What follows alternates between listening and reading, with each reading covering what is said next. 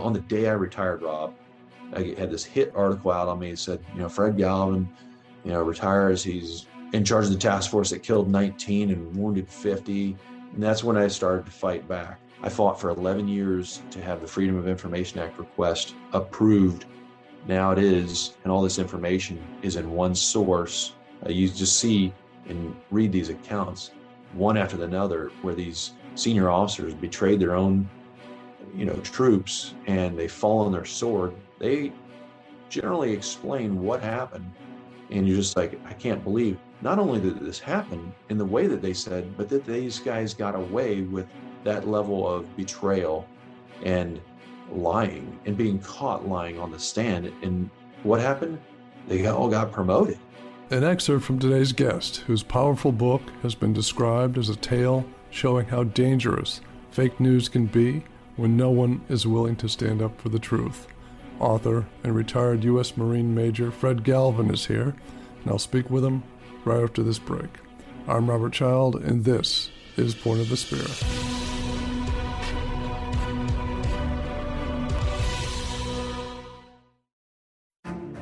I've just released a brand new documentary you can watch online for free on Tubi, the streaming service from Fox. The show is called Weather and Warfare, Millennia to Modern Time. Weather and Warfare dramatically retraces the meteorological forces during battlefield engagements that doomed or saved civilizations.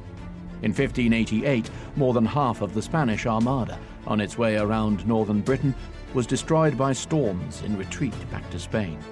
Napoleon's attack on Russia was stopped cold by winter weather, as was Hitler's siege of Leningrad.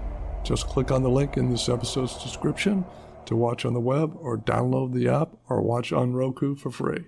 I hope you check it out. Welcome back. Today's guest served 27 years in the U.S. Marine Corps, beginning as a 17-year-old who rose from the enlisted ranks to become an officer. Serving in Afghanistan, Iraq, Kuwait, and elsewhere, he led the first Special Operations Company in the Marines and earned 49 military medals and ribbons, including the Bronze Star. His book is called A Few Bad Men, the true story of U.S. Marines ambushed in Afghanistan and betrayed in America. And retired U.S. Marine Major Fred Galvin joins us now. Major Galvin, welcome to the show. Thank you for having me as your guest, Rob. Oh, we're absolutely honored, sir. And before we get into the book, I wanted to know a little bit about your military background. It's described a little bit in the book, and I grew up in mid-America, and as a young kid, our mother, who was a travel planner, she took us on one of the tours to the East Coast, and we were able to see some of these Revolutionary and Civil War battlefields, which, having been from the Midwest, I had not seen a lot of that, and I had actually did any in-depth reading on the level of sacrifices that Americans made, one, to fight and establish a free nation from the British Empire, and then two, to fight and ensure that no Americans would be oppressed. That really, in the evolutionary process of the warfare and the sacrifice, as a 10-year-old child, I was just in awe of, literally the level of sacrifice. So that was in my heart as a young kid. So I was really mesmerized about serving in the military. And this other gentleman told me, like, hey, the Marine Corps is the first to fight. That was a motto of the Marine Corps back then.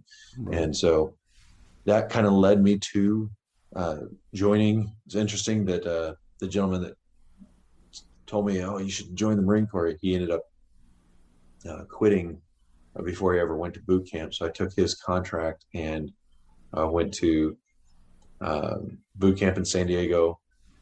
Did my first tour out there in California, and then went to college at the University of California State University at San Marcos, became a stockbroker. Mm-hmm. Then after doing that for 2 years, came back in the Marine Corps as a commissioned officer, and became an infantry officer, served out on the West Coast. And that got me into, after my first tour as a platoon commander, I went in over to force reconnaissance, and that's where I started really doing these special missions. Loved that type of role in the Marine Corps, and the caliber of Marines that were there was just phenomenal.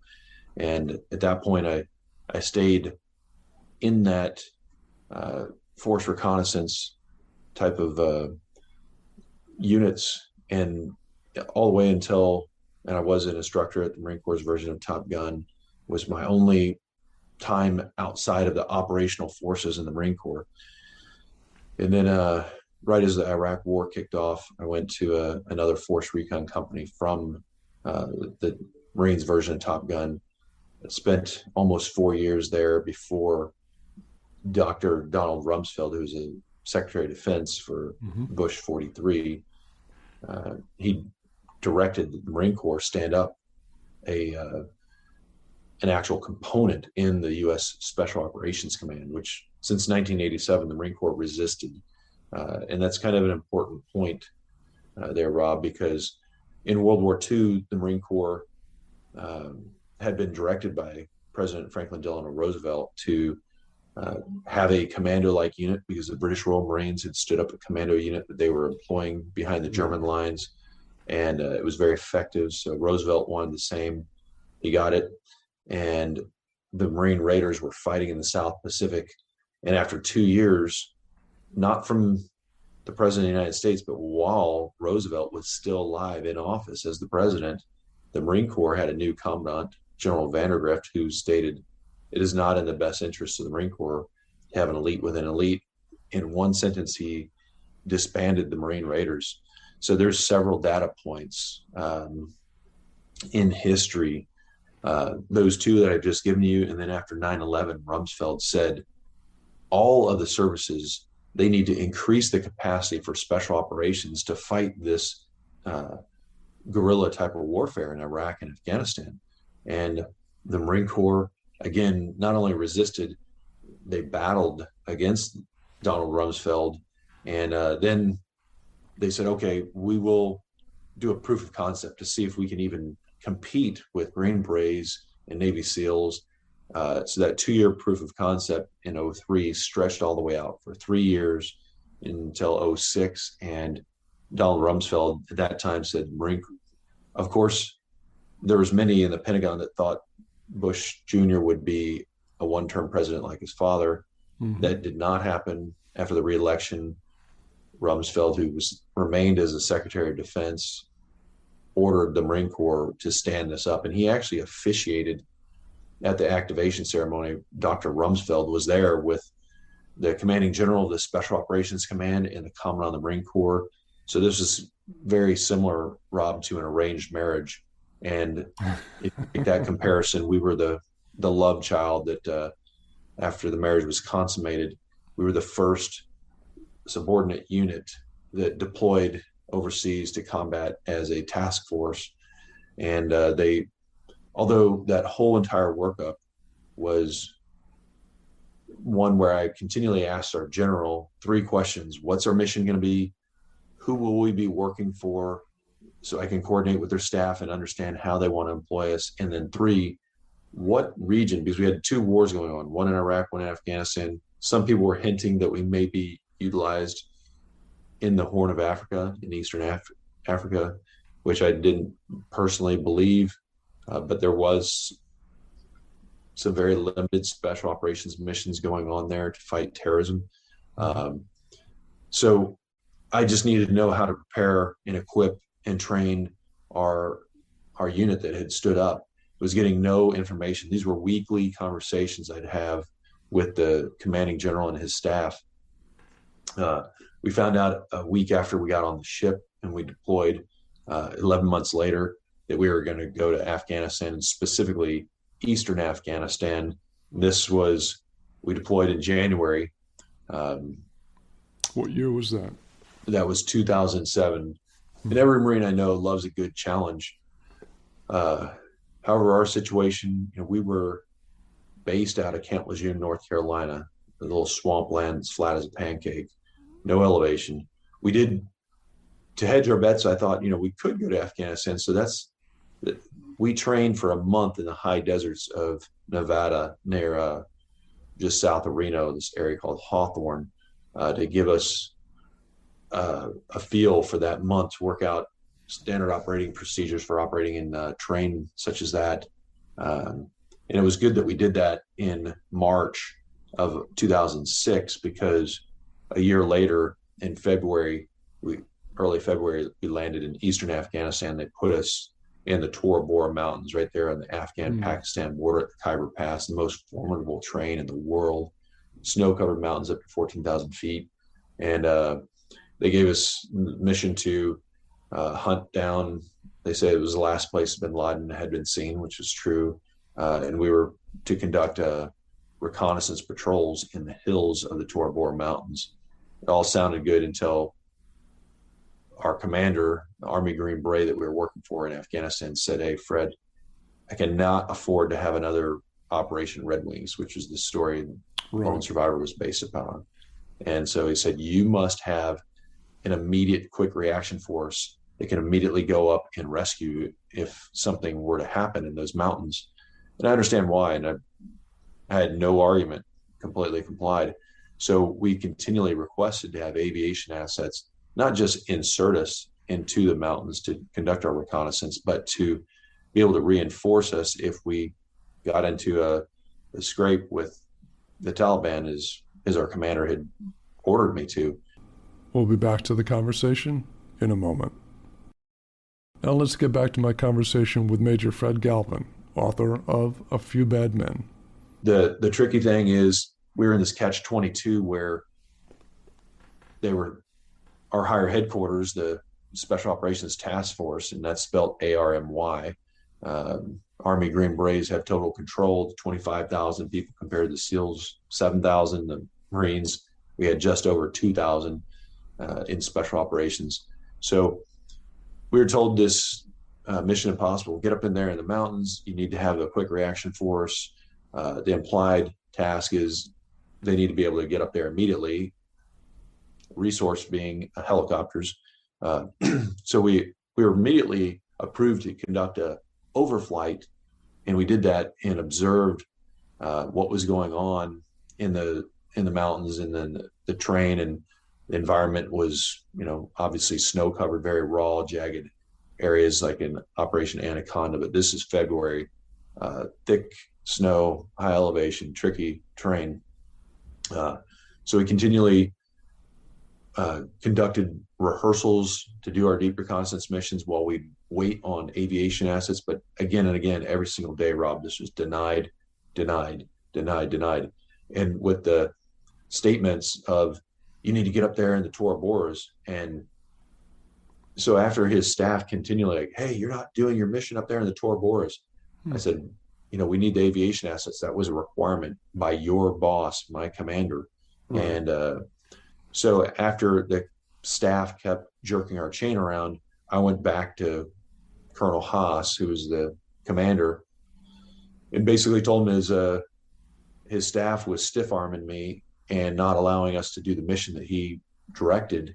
And that, infuriated his staff. Like, why would you ever talk?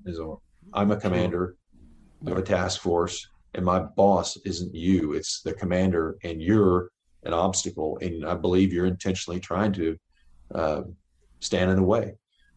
So this developed into this adversarial inter-service rivalry, a bunch of Army majors against the Marine major, trying to prove, who's the real puppeteer, who's in power. And that led to a situation where when we were fighting, or we went into this village, and as we entered this village in our Humvee convoy, everybody was lined up on the side of the road. These were fighting age men. And it had changed the baseline from 3 hours prior, which was a normal atmospherics and pattern of life, the hustle and bustle with this roadside market, women and children, men, everybody buying things. This time when we passed by 3 hours later, it was radically different. Just fighting age men lined up on the side of the road, looking like at us, lined up like a parade. And we knew something was about ready to happen. We were waiting for a trigger, and a car bomb detonated. Boom! Scorched the trees over 100 foot above us. And then they hit our second vehicle, which was an ambulance. It visually was distinct, and it did have thinner armor. And so as soon as that vehicle was hit right point blank with this van filled with explosives and shrapnel, detonated right on the van. Then another vehicle, a sports utility vehicle, was coming down this dirt trail. 3 jihadists hanging out of the windows, firing their AK-47s fully automatic at us in an attempt to finish us off. That obviously our Marines, this happened at 9 o'clock in the morning. So we got up, aimed the machine guns, made quick work of them, killed them immediately. The driver of that vehicle did bail out of his vehicle into a ditch. He continued to fight against us. And he actually testified telephonically, video teleconference, sort of like what we're doing, from an American base in Afghanistan as a prosecution's lead witness during the trial a year later. I know I'm spoiling some of what's in the book, and it's mainly just to tease that, people are going to shake their head and like, I can't believe that this Taliban fighter who was paid for the 3 jihadists that were in his vehicle, we paid the equivalent of 4 years' salary for each one of those jihadists that we killed. We paid this terrorist leader. And in the book, it shows, the evidence of who this guy was. He was a key Taliban leader. It's just disgusting. And, the prosecution thanked him and, just kind of teared up during the, this guy's just a good man. So after we made quick work of that vehicle, Rob, we got attacked on the other side of the road, not from vehicles. This was dismounted. These were in a riverbed. So they had one echelon that was providing a suppressive fire from a stationary position while another would bound towards us. And they'd use this leaping and bounding in echelons to advance towards us. Obviously, we're on a road with elevation inside the turrets of our trucks, a little higher, looking straight down into this dry riverbed.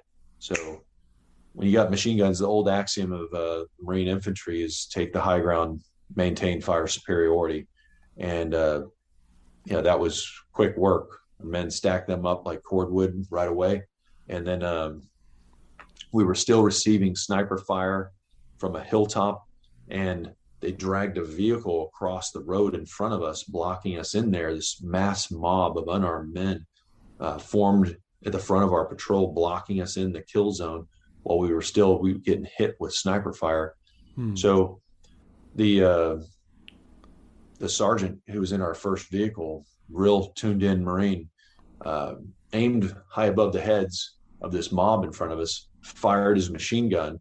That parted everybody like the Red Sea. And after 5 minutes of being in the kill zone, we assessed that even the vehicle that got blown up its communication had been damaged. We used hand and arm signals to figure out their status, and then we were able to depart the area. We were going in that village to do a tribal leader engagement. And as you've seen, Rob, over 20 years, this hearts and minds counterinsurgency strategy wasn't too effective unless you're one of these defense firms that like Halliburton, Lockheed, Boeing, that you benefit from a forever war and keeping it going. But I don't think any of our generals that lied to Congress and the media for decades, literally, stating that everything was going swimmingly, the Afghan National Army is stood up and they're effective, and that's we just need to stay the course and continue to train them, and that's our bid for success to get out of there. Well, we know how that ended. Those were 20 years of outright lies, didn't have any return on investment. If these generals wanted any skin in the game, they could have literally sent their brides to a bed and breakfast in Bagram to see how effective that strategy really was, but that didn't ever happen. So anyway, we returned to base. We were back on base 20 minutes after this attack. This already had circulated via, the first report was in the BBC radio that Americans had killed Afghan women and children. Then it started to circulate uh, on other media sources, the New York Times, Washington Post. They have Afghans after Mr. Pearl, the reporter who was Right. decapitated. Sure. That became very dangerous, especially in Afghanistan, where you get off the base, you're very vulnerable, and people knew that. So a lot of news agencies were utilizing locals as their members of the media. They would give them the bona fides to go out there and report and capture pictures, and they were their sources. Yeah. Well, you can imagine how that works, Rob, when Yeah. you're in an area that is controlled by the Taliban and there's coercion by a head missing here, some assassinations. Well, the Taliban became very smart on how to influence these reporters, which are they would they were essentially their stringers. They would go out there and write these stories that the Taliban would use as propaganda, and it went straight unvetted, no fact checking. I mean, people aren't going to go out into a Taliban controlled village and check facts. No. So they just took it at at face value that, hey, this is the truth. And so these started to circulate, and this was immediately after we got back on our patrol. Then we had uh, it got worse and worse. So uh, immediately at that point, there was a mass rioting, put pressure on the president of Afghanistan, Hamid Karzai, who came out publicly and condemned us. The generals immediately kicked us out of Afghanistan. They sent us to Kuwait, where our battalion commander met us with the commanding general of Marine Special Operations Command. And the first words out of our battalion commander's mouth, here's a guy who's observed us. We were in his formation, is his direct. We were the only company to be stood up and deployed originally. Then they were forming one right behind us. Mm-hmm. But the first words out of his mouth echoed what the Taliban, tribal elders in that village. This is the first village on the Afghan-Pakistan side. So to set the stage, Pakistan, we couldn't go into Pakistan, so it became a training sanctuary for the Taliban. They would train jihadists. Once they're fully radicalized, they would move them over across the border into Afghanistan. And the first town that was there, what do you think they used that hub for? That was kind of like your Amazon fulfillment center. They would use that to link up with their handlers and take them to fight the infidels all over Afghanistan, Kabul, Bagram, Sangin, Kandahar. So that little distribution node is where we were going in that morning. But the tribal elders from that little village, Badi Ko, that we got ambushed at, they started circulating these rumors that the Marines, that there was no explosion from the Taliban. There's no Taliban at all, that the Marines used slingshots with grenades. And this is what the Taliban elders were saying, that we manufactured that there was an explosion to give us justification that we we dismounted from our vehicles and we went door to door, sport killing women and children, that we were drunk. They said that after we left and fled and shot up vehicles for 16 miles, they said then we returned and threatened reporters and covered this up. Well, our battalion commander, I don't think he believed this. I mean, he was a very egocentric person, but he was duped because he wanted to believe this. He had a severe distaste, and I think that was because of his ego and pride of, hey, this unit is taking the attention off of me. It was similar to, I'm not trying to preach at you here, but like in the Bible where Saul has killed thousands and David has killed tens of thousands. And, Saul became outraged at, how could my subordinate unit, everybody in the battalion is talking about all this training that they're doing around the country with Green Berets and Air Force Special Operations and all this. And that success just ate him alive for the prior year because he is the battalion commander, the attention, the glory, was his. Right. And so when he met us in Kuwait, and I mean, I don't honestly think that you could rationally believe, people who knew Fred Galvin knows that we don't leave on a patrol at 6 o'clock in the morning drunk, that you don't have the commanding officer of this task force with another officer, a Marine captain. And this is in 2007. So Right. we've been at war in Afghanistan for 6 years. People have been killed. I mean, they're using car bombs filled with explosives to burn. And when you've seen and the result, byproducts of that, when people are screaming in agony, I mean, that's psychologically, you don't sit there and decide. I mean, there's not a liquor store around where we're, hey, everybody, let's get some booze and let's go door to door now. But our battalion commander wanted to believe that. He wanted us to be professionally destroyed. When I say that, I mean, honestly, the decision that they made, if they honestly believed that I was some mass murderer, would they have placed me, as soon as they relieved me of command, they sent me back to North Carolina and they put me in charge of training for the entire Marine Special Operations component. So all of the Marines. For the Raiders? I mean, if you thought somebody was a mass murderer, would you put that wolf in charge of the hen house? I mean, obviously not. So and that was a decision by the commanding general, who was also there when they didn't even have the guts to relieve me. They had me go and relieve myself. I mean, they were there, but instead of having the courage, which when somebody's relieved, generally that person is relieved by their superior, and they go out and inform the Marines, this is what happened, this is what we did and why. Right. They had the guts to do it. In our case, unfortunately, there was not that demonstration of intestinal fortitude.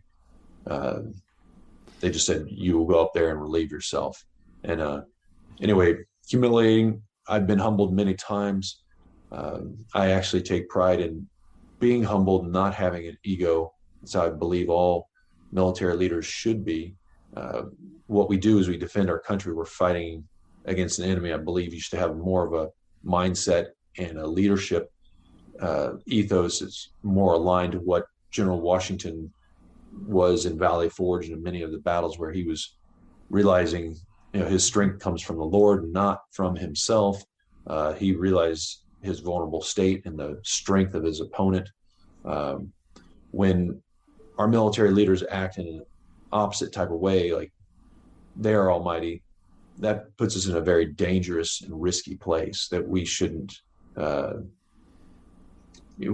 be fighting from a position like this. But then it enters into the investigation, and I know I'm getting way ahead of myself, so I'll let you ask the questions. Yeah, no, it's you covered the first three of my questions: the incident and the build-up and the inner division rivalries between the special forces, and that makes sense. But I want to have you back for part 2. Okay. So you can tell your story of clearing your name. Awesome. Yours and your unit's name. The book is called A Few Bad Men. Major Galvin, thank you so much for coming on the show, and we'll see you next week for part 2. Appreciate it very much, Rob. Thank you, sir. That's it for this episode. Thank you so much for joining me.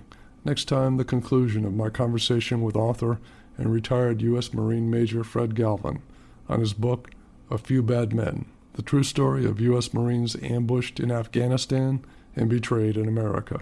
The decision was made to kick us out of Afghanistan. And then over a month later, when the investigation was finalized, then we see, when a general makes a decision and a head of a state, Hamid Karzai, condemns us and they kick us out, we've never seen a general in the American Army ever go back and say, oops, got that one wrong. So the investigation was designed, and it stated that 7 of us they recommended be charged with homicide. A powerful program you won't want to miss. And if you like what you hear, leave a review or a rating, or just click the follow button. And be sure to check out our Point of the Spear YouTube channel with bonus video material plus full military history documentaries.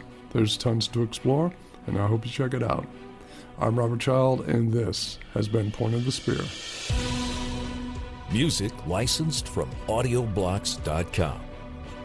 Point of the Spear is produced by RSC Media Group.